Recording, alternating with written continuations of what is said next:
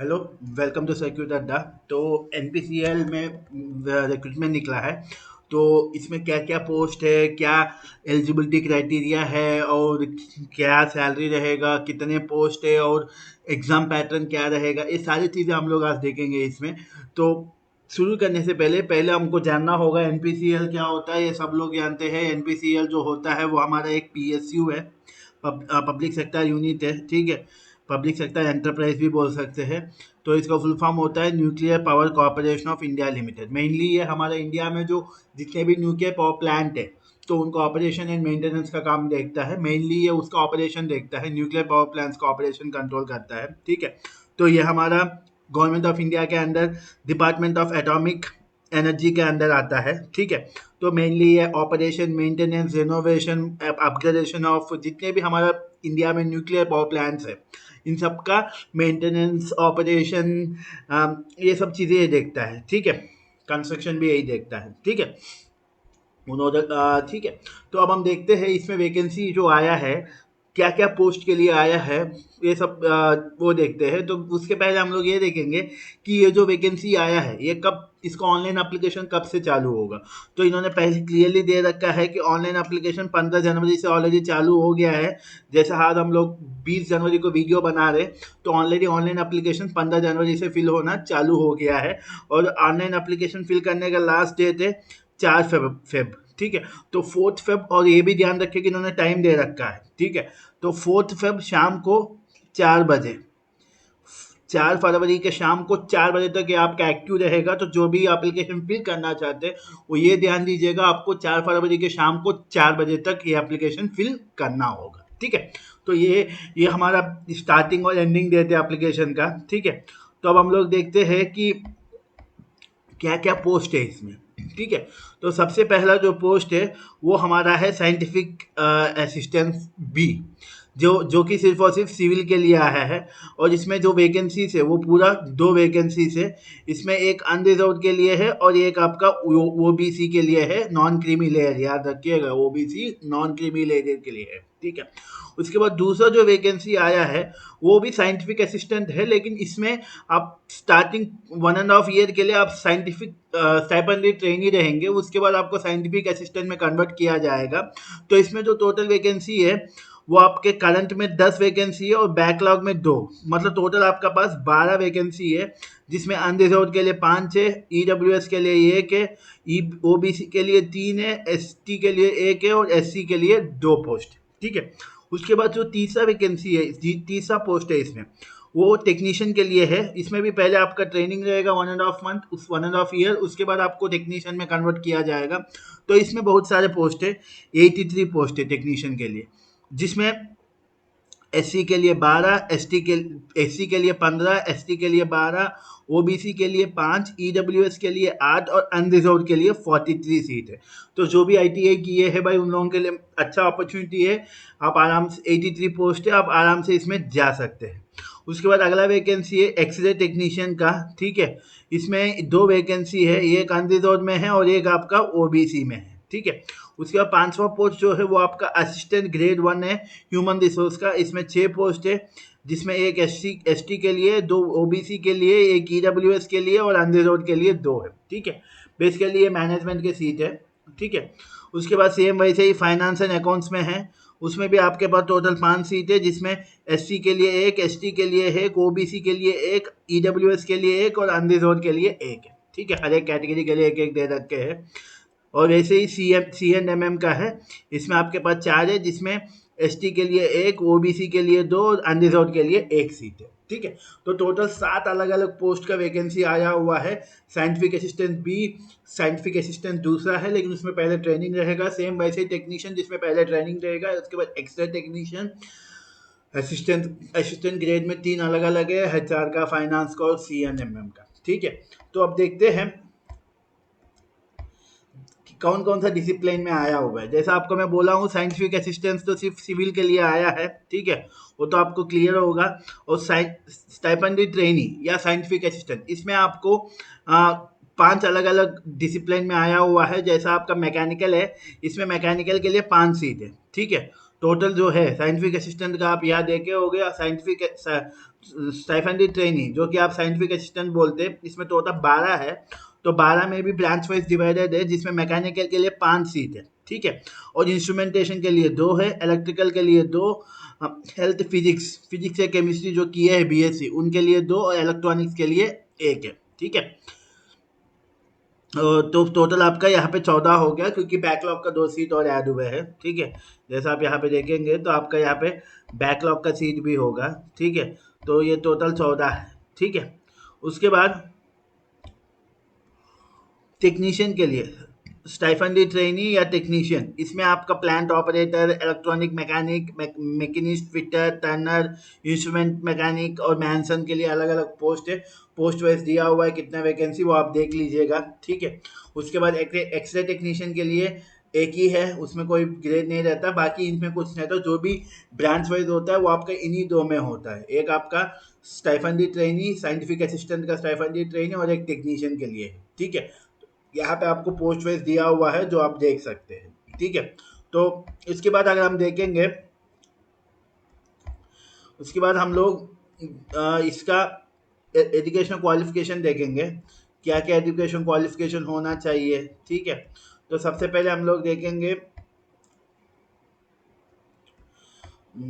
स्टाइफंडी training का ही देखते हैं, ठीक है। देखिएगा, ये सबसे पहले स्टाइफंडी ट्रेनी के लिए है, ठीक है। तो अगर आप मैकेनिकल से फॉर्म भर रहे हैं, अगर आप स्टाइफंडी ट्रेनी है और आप मैकेनिकल से फॉर्म भर रहे हैं, सिविल का भी देखना पड़ेगा ना, सिविल का भी आया होगा। चलिए देखते हैं, सिविल का आगे पीछे हुआ है, कोई दिक्कत नहीं। चलिए, स्टाइफंडी ट्रेनी या साइंटिफिक असिस्टेंट, अगर आप मैकेनिकल से है तो आपके पास मैकेनिक, अगर आपको साइंटिफिक असिस्टेंट जो कि पहले आपका पोस्ट का नाम स्टाइफंडी ट्रेनी रहेगा, उसके बाद जब आपका ट्रेनिंग पीरियड खत्म हो जाएगा तो आपको साइंटिफिक असिस्टेंट भी बोला जाएगा, ठीक है। अगर आप मैकेनिकल से फिल कर रहे हैं तो आपके पास डिप्लोमा इन मैकेनिकल या प्रोडक्शन या ऑटोमोबाइल, इन तीनों में से किसी में भी अगर आपके पास डिप्लोमा का डिग्री है, मैकेनिकल, प्रोडक्शन या ऑटोमोबाइल, तीनों में से कोई भी डिप्लोमा का डिग्री है, तो आप इस पोस्ट के लिए अप्लाई कर सकते हैं एज ए मैकेनिकल की साइड से। अगर आप इंस्ट्रूमेंटेशन में अप्लाई करना चाहते हैं तो आपके पास इंस्ट्रूमेंटेशन या इंस्ट्रूमेंटेशन एंड कंट्रोल का डिप्लोमा आपके पास होना चाहिए। अगर आप इलेक्ट्रिकल से अप्लाई कर रहे हैं तो आपके पास डिप्लोमा इलेक्ट्रिकल का होना चाहिए, ठीक है। ये ध्यान दीजिएगा, अगर आप साइंटिफिक असिस्टेंट के लिए अप्लाई कर रहे हैं और उसमें आप अगर मैकेनिकल अप्लाई कर रहे हैं तो आपके पास यही 3 मैकेनिकल का डिग्री होना चाहिए। अगर आप इंस्ट्रूमेंटेशन के लिए अप्लाई कर रहे हैं तो आपके पास इंस्ट्रूमेंटेशन या इंस्ट्रूमेंटेशन कंट्रोल का डिग्री होना चाहिए। अगर आप इलेक्ट्रिकल से कर रहे हो तो आपके पास इलेक्ट्रिकल इंजीनियरिंग का डिग्री होना चाहिए, ठीक है। उसके बाद अगर आप इलेक्ट्रॉनिक्स से कर रहे हैं तो आपके पास इलेक्ट्रॉनिक्स या digital electronics, electronics and telecommunication, computer engineering, instrumentation electronics या इलेक्ट्रॉनिक्स एंड कम्युनिकेशन इंजीनियरिंग, इनमें से कोई भी डिप्लोमा का डिग्री है तो आप इलेक्ट्रॉनिक्स के अंडर साइंटिफिक असिस्टेंट के लिए अप्लाई कर सकते हैं, ठीक है। उसके बाद एक अलग से साइंटिफिक असिस्टेंट भी है जिसमें ट्रेनिंग नहीं रहेगा, ठीक है। ध्यान दीजिएगा, 2 अलग अलग टाइप के साइंटिफिक असिस्टेंट का वैकेंसी है। एक आपका स्टाइफंडी ट्रेनी ऑब्लिक साइंटिफिक असिस्टेंट, इसमें आपको ध्यान देने वाली चीज़ ये है कि आप स्टार्टिंग जब ज्वाइन करेंगे आप ट्रेनिंग पीरियड में रहेंगे और आपको ट्रेनिंग पीरियड में एक फिक्स स्टाइफंड मिलता है, ठीक है। उसके बाद जब आप ट्रेनिंग के बाद जब आप साइंटिफिक असिस्टेंट में कन्वर्ट होंगे तब आपका एक ग्रेड पे में आप आएंगे जो कि 6 लेवल का ग्रेड पे होता है। तो जो स्टाइफंडी ट्रेनी ऑब्लिक साइंटिफिक असिस्टेंट है, जिसमें मैकेनिकल, इलेक्ट्रॉनिक्स ये सब लोगों के लिए आया है, उसमें आपको पहले 1.5 साल के लिए ट्रेनिंग पीरियड में रहना पड़ेगा और आपको उस समय सिर्फ स्टाइपेंड मिलेगा। 1.5 साल के बाद आप जब ट्रेनिंग सक्सेसफुली कंप्लीट करेंगे उसके बाद ही आप ग्रेड लेवल 6 के ग्रेड पे के अकॉर्डिंग पेमेंट ले सकते हैं, ठीक है। लेकिन अगर आप सिविल से है तो आप डायरेक्टली साइंटिफिक असिस्टेंट के लिए अप्लाई कर सकते हो, जिसमें आपके लिए आपके पास सिविल का या सिविल एंड रूरल इंजीनियरिंग का डिग्री होना चाहिए, ठीक है। उसके बाद ठीक है, एक बीएससी वाला भी है, उसमें आप देख सकते हो बीएससी के लिए आपके पास बीएससी होना चाहिए मैथमेटिक्स से या केमिस्ट्री, फिजिक्स एंड स्टैटिस्टिक्स से, ठीक है। उसके बाद मेंटेनेंस, अगर आप टेक्नीशियन के लिए अप्लाई कर रहे हो, टेक्नीशियन में भी सेम कंडीशन है। जब आप स्टार्टिंग ज्वाइन करोगे तो आप ऐसे स्टाइफंडी ट्रेनी ज्वाइनिंग करोगे, जिसमें आपको स्टार्टिंग में 1.5 साल के लिए आपको स्टाइफंड मिलेगा। 1.5 साल के बाद आपको परमानेंट कमीशन में लेके आपको ग्रेड पे के अकॉर्डिंग पेमेंट किया जाएगा, ठीक है। तो इसके लिए आपके पास 10th तो होना ही चाहिए, ठीक है। 10th के साथ साथ आपके पास 2 साल का ITI का सर्टिफिकेट होना चाहिए, ठीक है। और किसमें क्या है यहाँ पे क्लियरली दिया हुआ है, अगर आप इलेक्ट्रॉनिक मैकेनिक से आ रहे हैं, इलेक्ट्रॉनिक मैकेनिक से आपके पास इलेक्ट्रॉनिक मैकेनिक का या मैकेनिक इंडस्ट्रियल इलेक्ट्रॉनिक्स या यहाँ पे जो दिया हुआ है इनमें से कोई एक ITI का आपके पास होना चाहिए सर्टिफिकेट। अगर आप मैकेनिस्ट है तो मैकेनिस्ट का ITI होना चाहिए, अगर आप फिटर के लिए अप्लाई कर रहे हो तो आपको पास फिटर का ITI का सर्टिफिकेट अप्लाई होना चाहिए, ठीक है। सेम वैसे ही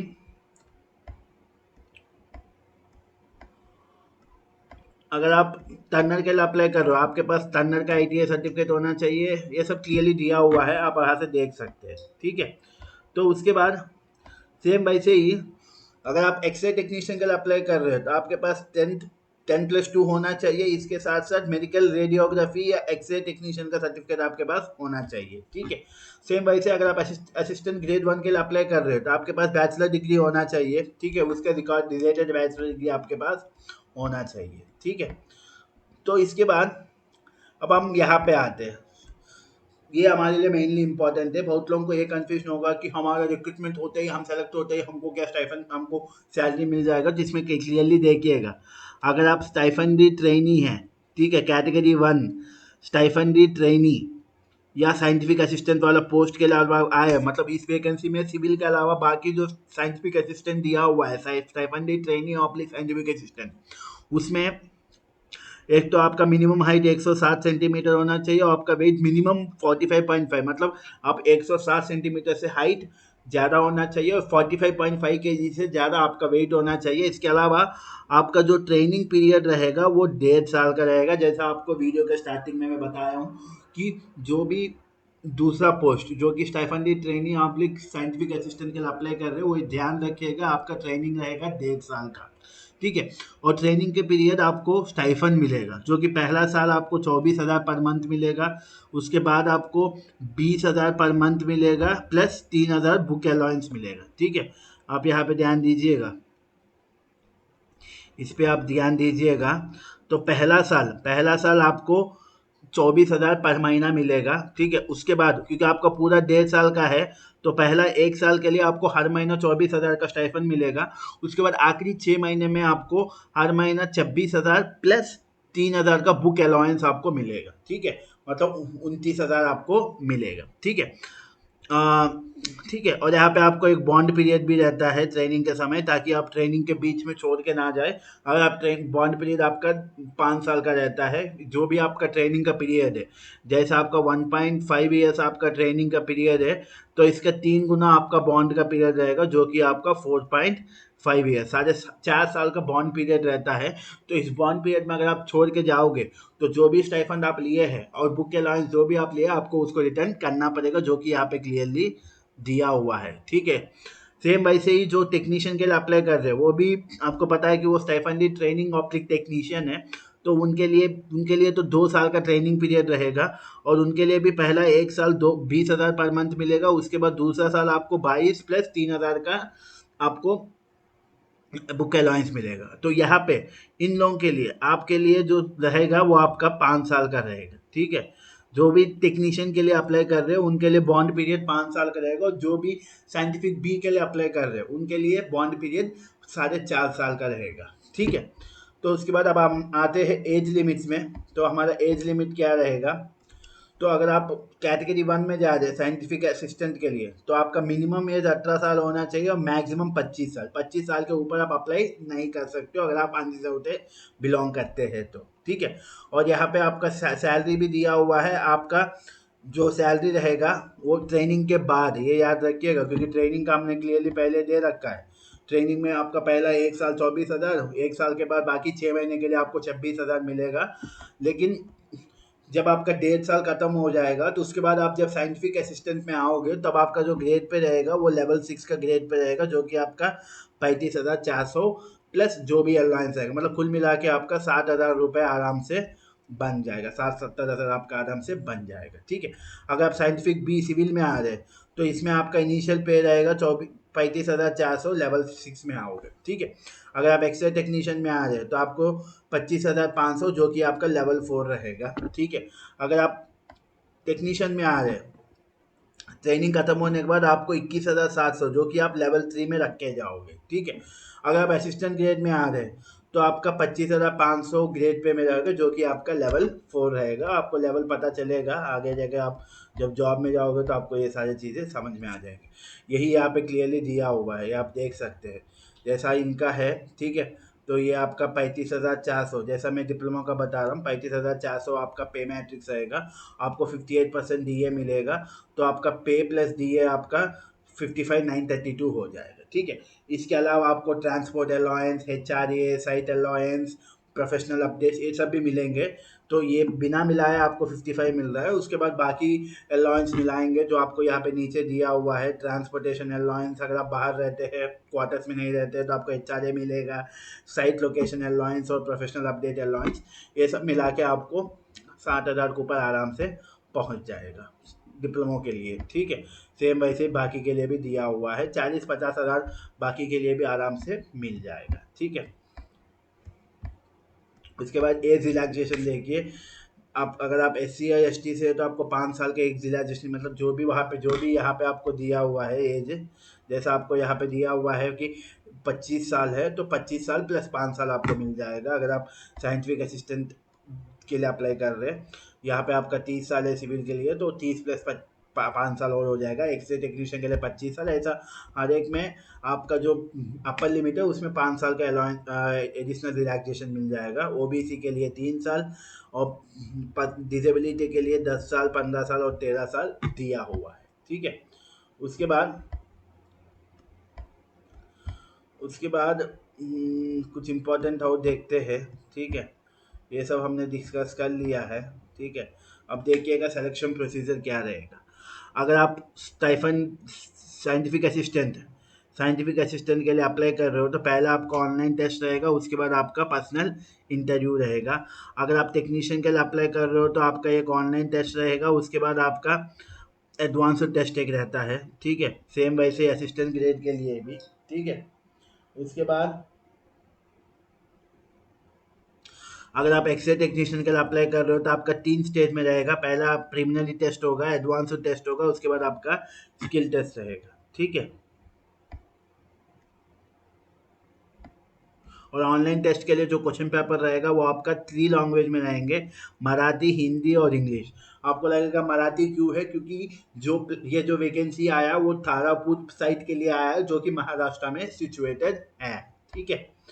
यहाँ पे क्लियरली दिया हुआ है, जैसा साइंटिफिक असिस्टेंट के लिए जो ऑनलाइन टेस्ट रहेगा उसमें 50 क्वेश्चन होंगे, 1.5 घंटे का एग्ज़ाम होगा, जिसमें सही क्वेश्चन के लिए 2 नंबर मिलेगा, और आप गलत करेंगे तो नेगेटिव मार्किंग आपका आधा नंबर का नेगेटिव मार्किंग आएगा। टोटल 100 नंबर का होता है, ठीक है। और क्वालिफाइंग स्टैंडर्ड्स, अगर आप अंधे से होते हैं तो आपको मिनिमम 40 नंबर लाना ही पड़ेगा एग्जाम में। S C S T O B C है तो आपको 30 नंबर मिनिमम लाना पड़ेगा, लेकिन मिनिमम मतलब ये नहीं कि आपको शॉर्ट लिस्ट कर दिया जाएगा, ये मिनिमम है पास होने के लिए। इसके ऊपर आपका अलग से कट ऑफ डिसाइड कर दिया जाएगा, ठीक है। उसके बाद स्टेज 2 आपका जो रहेगा वो आपका पर्सनल इंटरव्यू रहेगा, जो कि 100 नंबर का होता है, ठीक है। इसमें भी सेम वैसे ही है, ठीक है। और स्टेज 1 से स्टेज 2, जैसा अगर आप मान लीजिए 100 कैंडिडेट्स क्वालिफाई कर रहे हैं, तो इनमें से अगर मान लो आपके पास 10 वैकेंसी है, 10 × 5 मतलब 50 लोगों को ही शॉर्टलिस्ट करेंगे। कट ऑफ आपका मतलब एक पोस्ट के लिए 5 लोगों के हिसाब से आपका शॉर्ट लिस्टिंग होगा, उसके हिसाब से आपका कट ऑफ फिक्स किया जाएगा, ठीक है। एग्जाम्पल के लिए बता रहा हूँ, यहाँ पे जो क्राइटेरिया दिया है, मान लो अनरिजर्व को 40 नंबर चाहिए, एस सी एस टी को 30 नंबर चाहिए, तो फॉर एग्जाम्पल कुल मिला के 100 लोगों को ये मिनिमम क्वालिफिकेशन के ऊपर आ गया। लेकिन मेरे पास सिर्फ 10 सीट है और एक सीट के लिए 5 लोगों को निकालना है, तो मुझे 50 लोगों को निकालना है। तो इस 100 में से मुझे 50 लोगों को लेना है, तो उसी के according cut off, upper cut off set किया जाएगा। ये जो क्वालिफाइंग स्टैंडर्ड है ये सिर्फ लोअर कट ऑफ है, ठीक है। सेम वैसे इंटरव्यू के लिए भी, इंटरव्यू में भी यही है, ठीक है। और इंटरव्यू आपका हिंदी और इंग्लिश किसी भी भाषा में आप इंटरव्यू दे सकते हैं, ठीक है। उसके बाद सेम वैसे ही आपका बाकी पोस्ट के लिए भी होगा, ठीक है।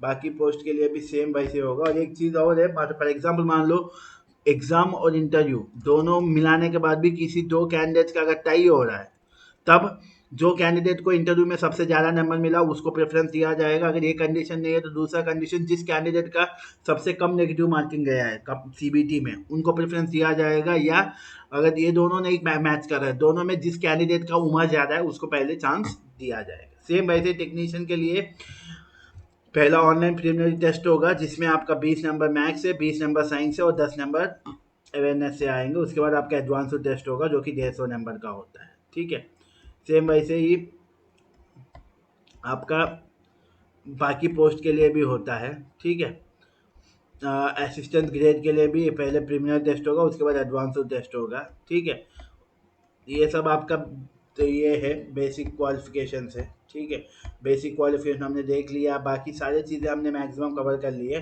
अब ऑनलाइन एप्लीकेशन का फ़ीस अगर आप देखेंगे, साइंटिफिक असिस्टेंट के लिए 150 रुपये का एग्जामिनेशन फ़ीस रहेगा और एक्सरे टेक्नीशियन के लिए 100 रुपये का एग्ज़ाम फीस रहेगा। ठीक है, और कैंडिडेट्स जो SC ST PW ex serviceman इनसे और फीमेल एप्लीकेंट्स जो भी होते हैं उनके लिए कोई एग्जामिनेशन फ़ीस नहीं लगेगा। ये जो फीस है ये सिर्फ अनरिजर्व्ड और ओबीसी के लिए है। अगर आप स्टाइफंडी ट्रेनी मतलब साइंटिफिक असिस्टेंट के लिए अप्लाई कर रहे हो तो 150 रुपये, और अगर एक्सरे टेक्नीशियन या असिस्टेंट ग्रेड के लिए अप्लाई कर रहे हो तो 100 रुपये, और अनरिजर्व में भी अगर आप वुमेन है तो उनके लिए भी ये फ्री है। ठीक है, तो ये हमारा NPCL का वैकेंसीज के बारे में है। तो ये डिप्लोमो, ITI और जो भी बैचलर डिग्री जिनका कॉमर्स से है, फाइनेंस से है, HR से है, उनके लिए एक अच्छा वैकेंसी है। तो जल्दी आप अप्लाई कर लीजिएगा, 4 फरवरी लास्ट डेट है। और वो भी याद रखिएगा 4 फरवरी को शाम को 4 बजे तक आपको अप्लाई करना होता है। ठीक है, तो thanks for watching the video.